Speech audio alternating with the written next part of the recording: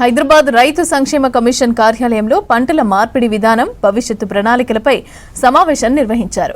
రాష్ట్రంలో సాగవుతున్న పంటలు, నీటి లభ్యత, భూసార పరిస్థితులు, మార్కెట్ డిమాండ్, రైతుల ఆర్థిక స్థితి అంశాలపైన చర్చించారు. పంటల మార్పిడి ద్వారా రైతుల ఆదాయం పెంపు, నీటి వినియోగ సామర్థ్యాన్ని మెరుగుపరచడం, భూసార పరిరక్షణ, వాతావరణ మార్పులకి అనుగుణంగా వ్యవసాయ విధానాలను రూపొందించడం వంటి అంశాలపై చర్చించారు.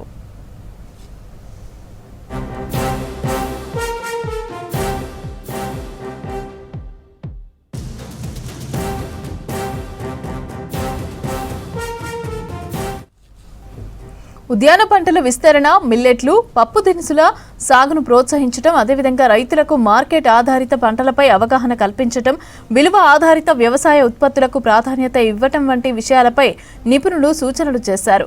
గ్రామీణ స్థాయిలో రైతులకు శిక్షణ కార్యక్రమాలు నిర్వహించడం, సాగు ఖర్చులను తగ్గించే సాంకేతిక పద్ధతులను ప్రోత్సహించడం, భవిష్యత్తు అవసరాలకు అనుగుణంగా వ్యవసాయ విధానాలను రూపకల్పన చేయడంపై డిస్కస్ చేశారు.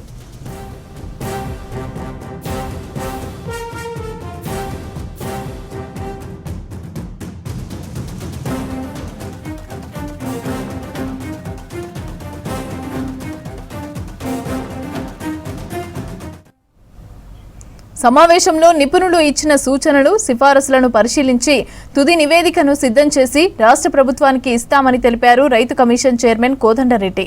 ఈ మీటింగ్లో వివిధ రంగాల నిపుణులు పాల్గొని వారి సలహాలు, సూచనలు ఇచ్చారు.